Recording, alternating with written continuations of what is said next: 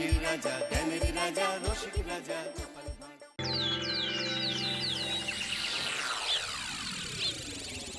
উফ, এইবার এমন একটা দাও মারবো না যে কৃষ্ণচন্দ্র কেঁদে কুল পাবে না। কিন্তু সেটা একমাত্র সফল হবে যদি কৃষ্ণনগরের মন্ত্রী আমাদের পাশে থাকে। আরে ও তো মোহর ছাড়া আর কিছুই চেনে না।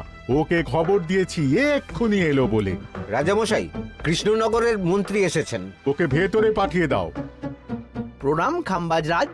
এ কি রানীমা, আপনি? আমি তোমাদের কৃষ্ণনগরের রানীমা নই, আমার নাম ললনা। আমি হরেক রকমের গলায় কথা বলতে পারি। এটা আমার আসল গলা। ওরে বাবা রে বাবা রে বাবা, আপনি তো প্রতিভার জলজ্যান্ত রূপ। একে আপনি কোথা থেকে পেলেন খাম্বাজরাজ? বেশ কিছুদিন আগে একটা যাত্রা দেখতে গিয়ে ললনার সাথে পরিচয় হয়। ওর ব্যাপারে সবকিছু জানার পরে আমার মাথায় একটা বুদ্ধি খেলে যায়। তাই আপনি আমাকে ডেকে পাঠিয়েছেন, তাই তো? একদম তাই। আমার একটা পরিকল্পনা আছে। ছলে বলে কৌশলে ওই কৃষ্ণনগরের আসল রানীকে কিছুদিনের জন্য বাইরে পাঠাতে হবে, আর সেই সুযোগে সেসব দায়িত্ব আমার ওপরে ছেড়ে দিন। আমি নিজের দায়িত্ব নিয়ে ললনাকে কৃষ্ণনগরের রানীর সমস্ত আদব কায়দা শিখিয়ে দিয়েছি। এখন শুধু আমি বাকি ব্যাপার নিয়ন্ত্রণ করব। এখন মহারাজ বাৎসরিক হিসেব নিয়ে ব্যস্ত, তাই রানীমা চলে যাবেন আর তার বদলে ঢুকবে ললনা দেবী। তাহলে আর দেরি কেন? আজ রাতেই বেরিয়ে পড়ো। আর যদি আমার পরিকল্পনা অনুযায়ী এগোতে পারো, তাহলে কিছুদিন পরে তুমি হয়ে উঠবে কৃষ্ণনগরের রাজা। আমার কত দিনের আশা। চলুন তাহলে। হ্যাঁ চলুন, রাজবাড়ির বাকি ব্যাপার যেতে যেতে বুঝিয়ে দেব। রানীমা কিভাবে কথা বলেন, কাকে কি বলে ডাকেন, রাজবাড়ির কোথায় কি আছে সব।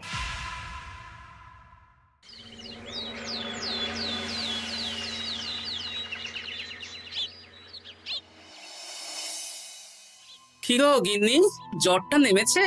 এই জ্বরটা কমেছে, কিন্তু শরীরটা খুব দুর্বল গো। তুমি পারলে ভাতটা রান্না করে রাজবাড়ি যাও। আমি বেলার দিকে এই কিছু একটা তরকারি করব। না না গিন্নি, তোমাকে এই শরীরে রান্না করতে হবে না। আমি তরকারির সবজি কুটে রাখছি। হ্যাঁ, ওই পুটির মাকে বলে রাখবো, ও এসে রান্না করে দেবে। তাহলে তো ভালোই হয়। জ্বরে একেবারে শরীরটা দুর্বল করে দিয়েছে গো। হ্যাঁ, তুমি বিশ্রাম নাও গিন্নি, আমি রান্নাঘরে যাই। কি গোপাল আজকে এখনো এলো না? ও কোনোদিন সময় এসেছে মহারাজ? ওকে তাড়িয়ে আপনি একটা কাককে রাজসভায় রাখলেও সে সময়ে আসবে। আসলে গোপালের গিন্নির খুব জ্বর, আমি দেখে এসেছি।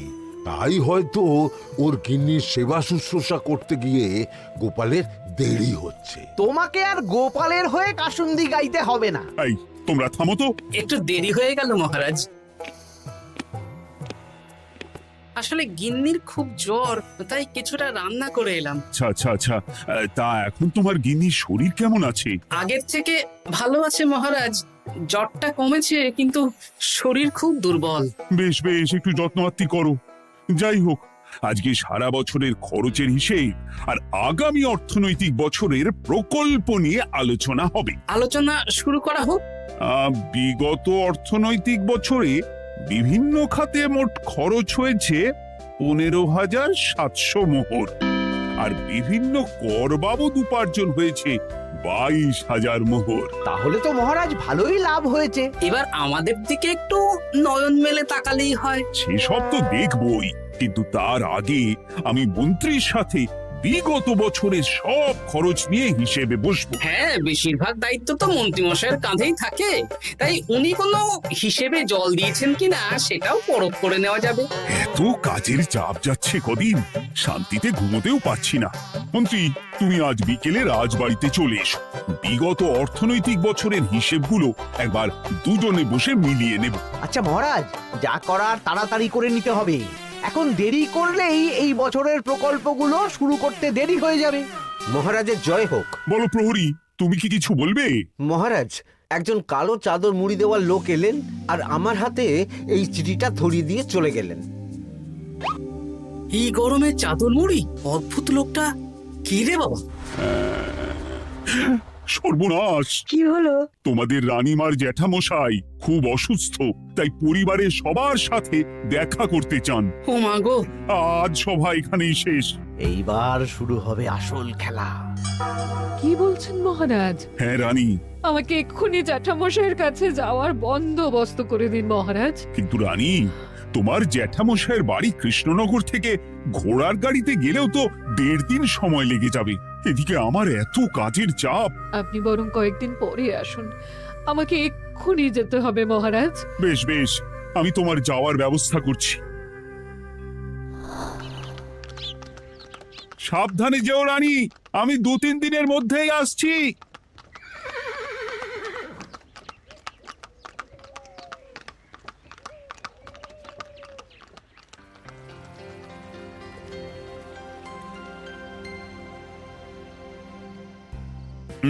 মন্ত্রী, বিগত অর্থনৈতিক বছরে আমাদের পাঠশালার উন্নতির জন্য কত খরচ করা হয়েছিল একটু দেখো তো। সব মিলিয়ে মোট 150 মোহর মহারাজ। কিন্তু আমার এখানে তো 170 মোহর দেখাচ্ছে। 170 মোহর? তা কি করে হয়? একই রানীমা, আপনি ঘোড়ার গাড়ি করে গেলেন আর হেঁটে চলে এলেন? সে আমার ব্যক্তিগত ব্যাপার, তুমি তোমার কাজ করো।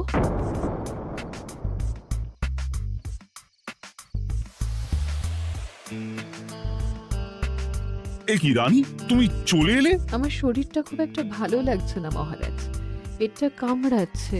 তাই সহিসকে বললাম ঘোড়ার গাড়ি নিয়ে জ্যাঠামশাইকে দেখে আসতে, আর আমি বাড়ি চলে এলাম। ও, সহিস এসে খবর দেবে, তারপর আমি আর আপনি দুজনে একসাথে যাব। বেশ বেশ, ঠিক আছে রানী, তুমি বিশ্রাম নাও। বিশ্রাম না, আমি একটু স্নান ঘরে যাব, পেটটা কেমন মোচড় দিচ্ছে। মহারাজ কিছুই বুঝতে পারেনি, মজা জমবে।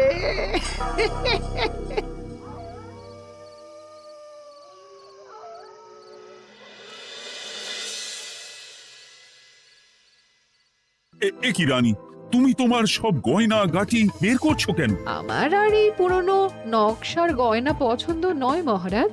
ভাবছি কালকে সকালবেলা এই গয়নাগুলো শ্যাকরাকে দিয়ে শহুরে নকশায় নতুন গয়না বানাবো। কিন্তু এগুলো তো তোমার সবই পছন্দের গয়না। কিন্তু মহারাজ, আমি ভেবে দেখলাম এই গয়নাগুলো সবই বড্ড ভারী গয়না। আমি শহুরে আধুনিক নকশার হালকা গয়না পরবো। এমনিতে জ্যাঠামশাইয়ের শরীরটা ভালো নেই, মনটাও ভালো নেই, ও, পেটটা কেমন মোচড় দিচ্ছে। আমি আরেকবার স্নান ঘরে যাব।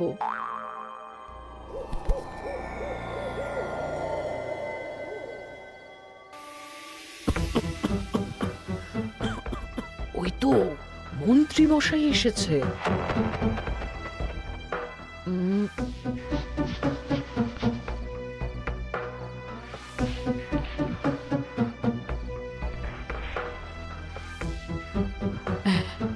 এই রাজ্যে গোপাল আমার শত্রু, কালকে থেকে গোপালকে খাটাবে।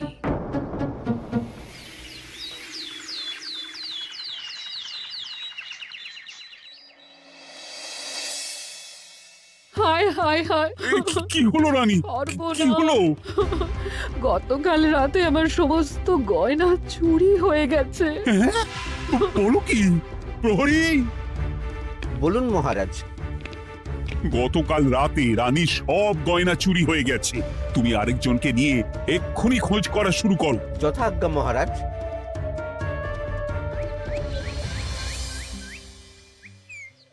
আমার সব গয়না চুরি হয়ে গেল, এবার আমি কি করব? রানী তুমি কেঁদো না, সেই সকাল থেকে কেঁদেই চলেছ। আমি তো প্রহরীকে খোঁজ করতে পাঠিয়েছি। এই সব প্রহরী কর্মচারী কাউকে বিশ্বাস হয় না আমার। আজ থেকে সবাইকে ছুটি দিয়ে দেব। কি বলছো তুমি? সবাইকে ছুটি দিয়ে দিলে রাজবাড়ির কাজ কে করবে? কেন? আমাদের সবচেয়ে বিশ্বাসযোগ্য সভাসদ গোপাল আজ থেকে রাজবাড়ির সব কাজ গোপাল করবে। কি বলছো? আপনি কি বলতে চাইছেন? গোপাল বিশ্বাসযোগ্য না? হ্যাঁ, গোপাল আমার সবচেয়ে প্রিয়। ওর চেয়ে বিশ্বাসযোগ্য আর কেউ নেই। কিন্তু কোনো কিন্তু না, বলবেন আপনার আদেশ। এক্ষুনি গোপালকে ডেকে পাঠান। যেমন তোমার ইচ্ছে।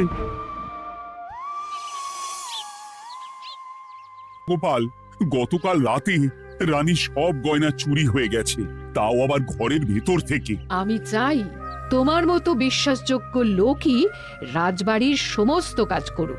মানেটা ঠিক বুঝতে পারলাম না রানীমা। মানে আমি রাজবাড়ির বেশিরভাগ কর্মচারীকে ছুটি দিয়ে দিচ্ছি, তার বদলে রাজবাড়ির কাজ করবে তুমি। কিন্তু কোনো কিন্তু না, রাজসভার ভাড়ামো অনেক হয়েছে। এবার থেকে তোমার কাজ বাসন মাজা, ঘর মোছা, কাপড় কাচা, পুরো রাজবাড়ি ঝাঁট দিয়ে পরিষ্কার করা। এই সেরেছে। যাও, রান্নাঘর থেকে বাসন নিয়ে পুকুর পাড়ে গিয়ে বাসন মাজবে। এ কি গোপাল, রাজসভা থেকে সোজা পুকুর পাড়ে? কি হয়েছে নাকি? খুব হাসি পাচ্ছে না? হাসি তো পাবেই, নতুন রানীমা আসার পরে তোমার এই হাল করে ছেড়ে দিল। নতুন রানীমা? না, আসলে ঘটা বলতে চাইছে রানীমা তোমাকে নতুন চাকরি দিয়ে এই হাল করলো। যা হয়েছে ভালো হয়েছে, আমার পেছনে না লেগে নিজের কাজ করুন যান। কোথায় কি বলতে হয় জানিস না নাকি? অভ্যেস নেই তো, তাই মুখ ফসকে বেরিয়ে গেছে।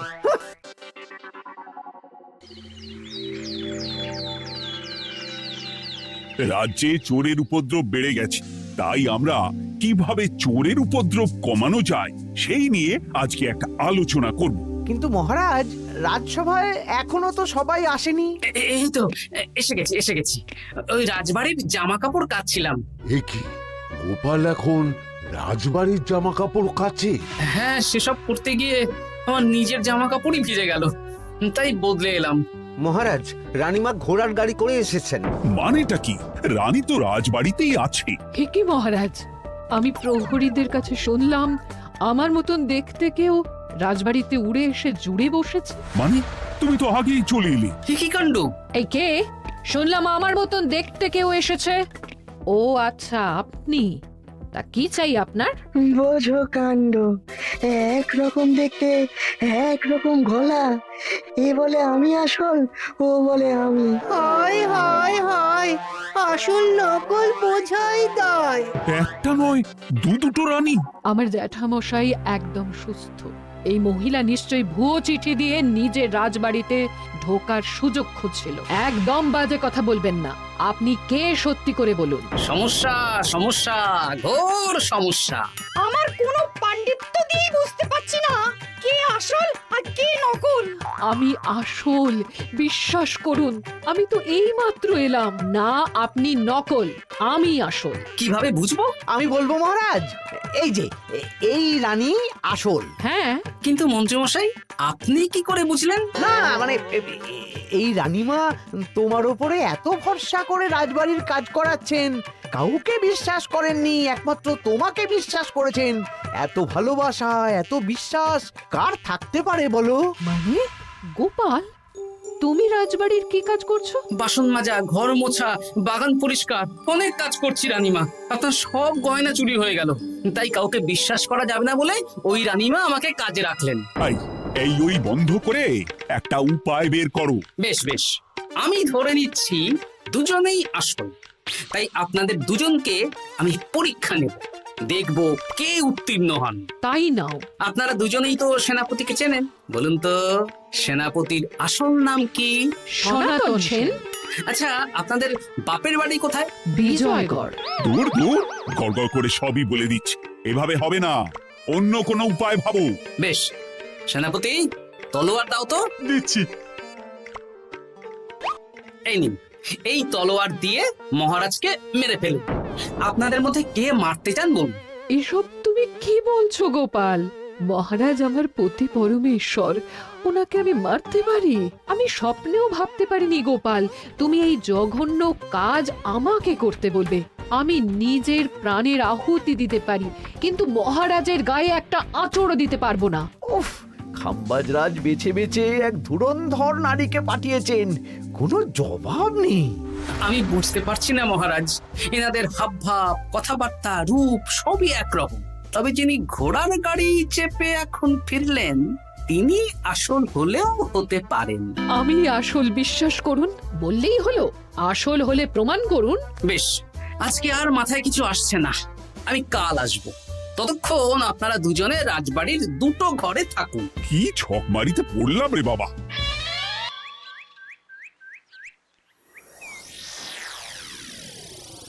ললনা একদম তৈরি হয়ে এসেছে। দারুণ মজা হচ্ছে বলুন। এবার শুধু একবার আসল রানীকে সরিয়ে ললনা যদি রানী হয়ে যায়, তাহলে রানীর গয়নার মতন সব আমার হাতে চলে আসবে। তারপর কি হবে? তারপর ধীরে ধীরে মহারাজকেও কায়দা করে সরিয়ে দেব, আর খাম্বাজ রাজ আর আমি এই দুজনে মিলে এই রাজ্য চালাবো। কি বুদ্ধি আপনার মাথায়।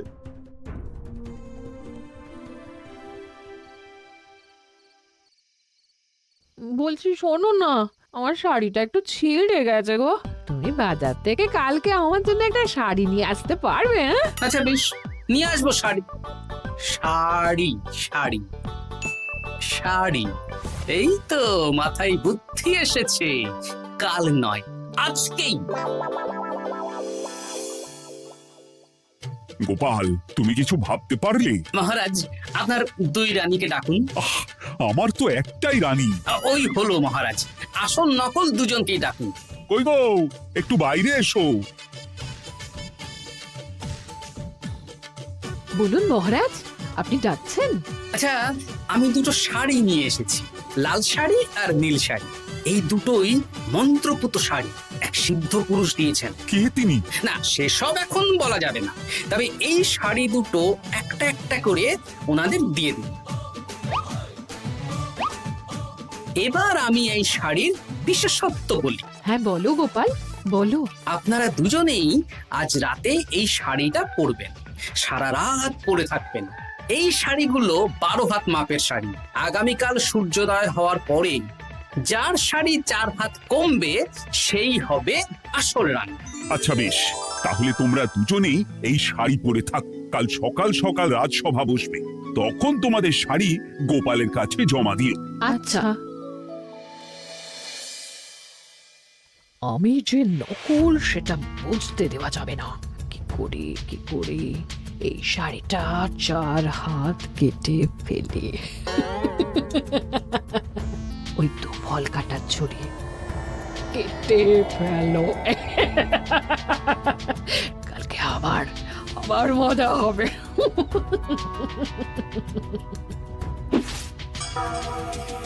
হে ঠাকুর, রক্ষা করো ঠাকুর, আমার শাড়িটা যেন 4 হাত কমে যায়। ঠাকুর রক্ষা করো।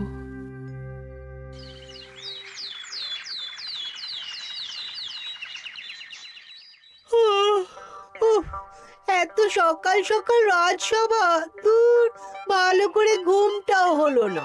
আমি তো ঘুমোইনি, চিন্তায় ঘুমই আসেনি। কই গো, তোমরা এসো। এই নিন আমার শাড়ি, এবার মেপে দেখুন, এটা 4 হাত কমে গেছে। এই দেখুন মহারাজ, বিশ্বাস করুন আমি আসল, কিন্তু এই শাড়িটা সারা রাত পরে থাকা সত্ত্বেও 4 হাত তো দূর, 4 আঙুলও কমেনি। লাল শাড়িটাই ছোট মনে হচ্ছে। তাহলে তুমি আসল? উফ বাবা, বাঁচা গেল। আয়, কে আছো? এই নকল রানীকে কারাগারে বন্দি করো। দাঁড়ান মহারাজ, বন্দি করতে হলে যার শাড়ি 4 হাত কমে গেছে তাকে বন্দি করুন। কেন? আমার শাড়ি তো 4 হাত কমে গেছে। শর্ত অনুযায়ী যে আসল তার শাড়ি তো 4 হাত কমবে না। আপনি ধরা পড়ে গেছেন নতুন রানীমা। এগুলো কোনো মন্ত্রপুত শাড়ি নয়, এগুলো আমার পরিকল্পনার প্যাচ। আপনি নিশ্চয়ই নিজেকে আসল প্রমাণ করার জন্য শাড়িটা কেটেছেন। না মানে, না না না, তাহলে কমলো কি করে?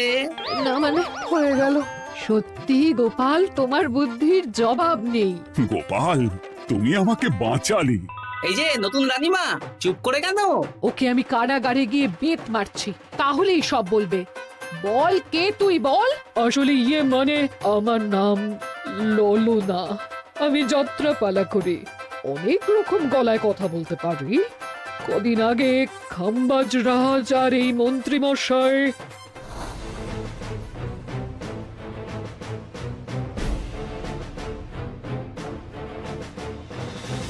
বাহ বাহ বাহ বাহ, এ তো দেখছি ললনার ছলনা। তার মানে রানীমার গয়না? ওগুলো তো সব মন্ত্রীকে দিয়েছি, জানলা দিয়ে কাপড়ে পেঁচিয়ে নামিয়ে দিয়েছি।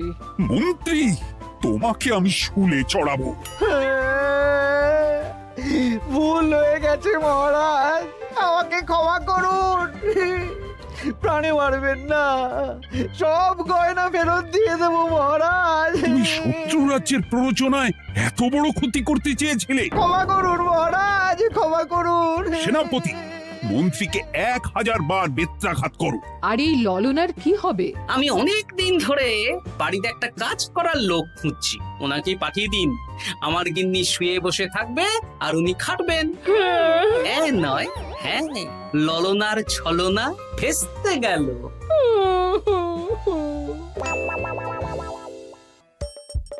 হাসির রাজা জ্ঞানের রাজা রসিক রাজা